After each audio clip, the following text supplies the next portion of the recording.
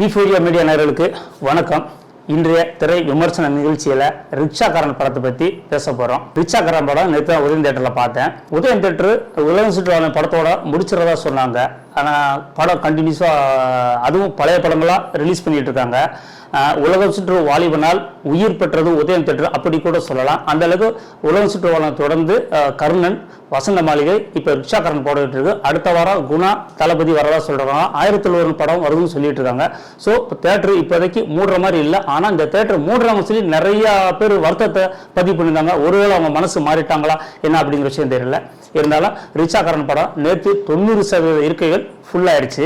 ரொம்ப ஆச்சரியமா இருக்கு. படம் வெளியாகி 53 வருஷம் ஆச்சு. 53 வருஷம் கழிச்சு ஒரு படமும் இன்னும் 90% இருக்கைகள் ஃபுல்லா போகுதுன்னா அது எம்ஜிஆர் அப்படிங்கிற ஒரு மாபெரும் கலைஞன், மாபெரும் தலைவருக்கு கிடைக்கிற மரியாதை தான் சொல்லணும். 37 ஆண்டுகள் ஆகியும் ஒரு படம் வெளியாகி 53 ஆண்டுகளுக்கு பிறகும் இன்னும் ரசிகர்கள் தியேட்டர்ல ஒரு வெளியான புது படம் வெளியாகும் போது என்ன வரவேற்பு கொடுக்குறாங்களோ அதே வரவேற்பை கொடுத்ததை நம்ம பார்க்க முடிஞ்சது.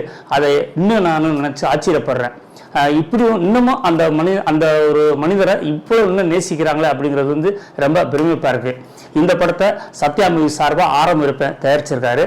எம் கிருஷ்ணன் இந்த படத்தை இயக்கியிருக்காரு. ஒளிப்பதிவாளர் வி ராமமூர்த்தி, இசை MS விஸ்வநாதன்.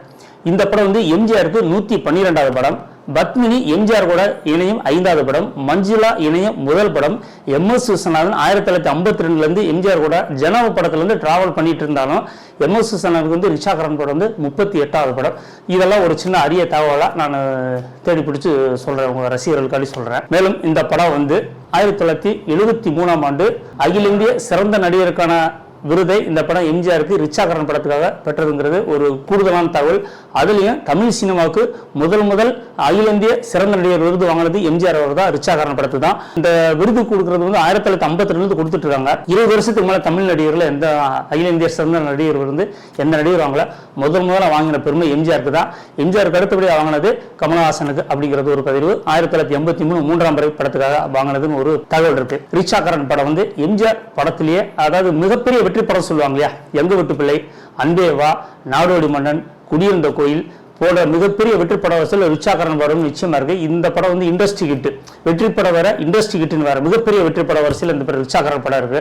அப்பவே பாத்தீங்கன்னா வசூல்ல வந்து மிகப்பெரிய சாதனை படிச்சது. சென்னையில தேவி பாரடைஸ் தியேட்டர்ல வசூல்ல மிகப்பெரிய சாதனை பண்ணியிருக்கு. அதே மாதிரி மதுரை நியூ சினிமா தியேட்டர், நெல்லை, அப்படி எல்லா ஊர்லயுமே படம் வந்து மிகப்பெரிய வசூல் பண்ணப்பட்ட படம். 175 நாட்கள் மேல ஓடின படம். அதை தாண்டி இந்த படத்துக்கு ஒரு கூடுதல் சிறப்பு என்னன்னு கேட்டிங்கன்னா, இந்த படத்தில் பாடல்கள், சண்டை பயிற்சிகள், நகைச்சுவை மிக பிரமாதமாக அடிச்சிருக்காங்க. இந்த படம் நேற்று பகல கூட பார்த்தீங்கன்னா அந்த டிஜிட்டல் பண்ணியிருக்காங்க. டிஜிட்டல் பண்ணதுலையும் பார்த்தீங்கன்னா அவ்வளவு தெளிவான படங்களாக இருக்குது. படத்தில் வசனங்கள்லாம் பார்த்தீங்கன்னா எம்ஜிஆர் ரசிகர்கள் கொண்டாடுற மாதிரி, கைதட்டி ரசிக்கிற மாதிரி நிறைய இடத்துல வந்து பஞ்சு வசனங்கள் படத்துல இருக்கு. பொதுவாக எம்ஜிஆர் வந்து 1950 பார்த்தீங்கன்னா மர்மயுக படத்துல வந்து பஞ்ச் டயலாக் பேசுற ஆரம்பிச்சாரு. ஒவ்வொரு படத்திலையும் பஞ்ச் டயலாக் பேசுற வழக்கம் வச்சுட்டு இருக்காரு. எம்ஜிஆரோட ரசிகர்கள் ஒவ்வொருத்தரும் உற்சாகப்படணும் அப்படிங்கிறக்காண்டி எல்லா படத்திலையும் பஞ்ச் டயலாக் தவறாம இருக்கும். அதுல இந்த படத்தும் குறைவா இல்லை, இந்த படத்துல நிறையாவே இருக்கு. படத்துல பஞ்சு டயலுக்கு கொஞ்சம் கூட பஞ்சம் இல்லாமல் படம் முழுக்க டிராவல் ஆகுது. ஒரு கோர்ட்டு சீன்லாம் பார்த்தீங்கன்னா எம்ஜிஆர் வந்து தவறு செய்த சாட்சி சொல்றக்காண்டி வருவார். சாட்சி சொல்லுங்கிற வக்கீல் வந்து அவரோட வாத திறமையில எம்ஜிஆரை மடக்கி அந்த குற்றவாளியை வந்து நிரபராதி ஆக்கிடுறாங்க.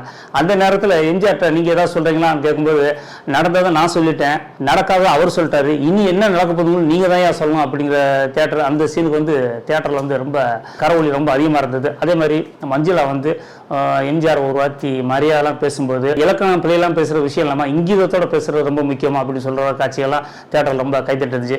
நான் ஏண்டா ஊதாரித்தனமாக இருக்க உனக்கே இந்த மாதிரி இருந்தால் உழைக்கிற எனக்கு எவ்வளோ இருக்கும் அப்படிங்கிற மாதிரி காட்சியிலெல்லாம் ரொம்ப கைத்தட்டல் பெறுது. அதேமாதிரி பத்மினி ஒரு கட்டத்தில் வந்து அம்மா உங்கள் பிரச்சனை என்னம்மா சொல்லுமான்னு கேட்கும்போது தலைச்சுமை இறக்கி வச்சிடலாம், மனச்சுமை எப்படி இறக்கி வைக்கிறது அப்படிங்கிற மாதிரி காட்சியெல்லாம் வந்து படத்துக்கு வந்து வசனங்கள் ரொம்ப பெரிய பலமாக இருக்குது அப்படிங்கிறத விஷயம். தவிர இந்த படத்தில் வந்து ரிக்ஷாக்காரன் அப்படிங்கிற படம் வந்து அன்றைய நம்ம அண்ணா நகர டவர், அண்ணா சதுக்கம் அங்கெல்லாம் எடுத்திருக்காங்க.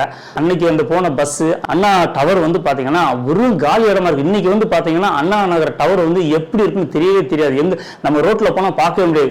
ஒரு டைம்ல வந்து இன்னைக்கு இருக்க ஸ்கைவாக்கு அந்த அரும்பாக்கம் பாலத்துக்கிட்ட வந்து பார்த்தா அண்ணா டவர் தெரிஞ்சிட்டு இருந்தது. ஆனா இப்ப வந்து தெரியல. ஸோ வந்து எங்க இருக்குன்னே தெரியல. ஆனா நேற்று அந்த படத்தை பார்க்கும்போது அண்ணா நகர் டவரத்தை சுத்தி கிட்டத்தட்ட ஒரு 2 கிலோமீட்டருக்கு வந்து வெறும் வெட்ட வெளியா இருந்தது. ஆச்சரியமா இருந்தது. அன்னைக்கு வந்து இவ்வளவு ஃப்ரீயா இருந்திருக்கே அப்படின்னு நினைக்கும் போது ரொம்ப ஆச்சரியமா இருந்தது. அதை தாண்டி எம்ஜிஆர் அந்த ஓப்பனிங் காட்சியில் ஒரு ரிக்ஷா போட்டி நடக்குது. அந்த போட்டியில் கிட்டத்தட்ட ஒரு 7 நிமிஷ காட்சி இருக்குது. அந்த காட்சியில் டூப் இல்லாமல் எம்ஜிஆரே பண்ணியிருக்காரு. ரிக்ஷா ஓட்டியிருக்கிறது வந்து ரொம்ப தேட்டரில் வந்து ரசிகர் ரொம்ப விசில் அடித்து உற்சாகமாக பார்த்தாங்க.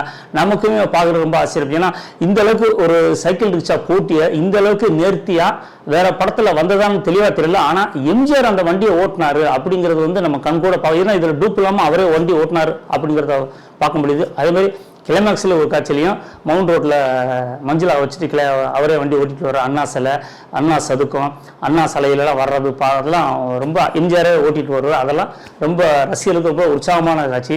ஒரு 53 வருஷம் கழிச்சு அந்த படம் இன்னைக்கும் தியேட்டரில் ரசிகர்களுடன் நேற்று பார்த்து ரொம்ப சந்தோஷப்பட்டேன்.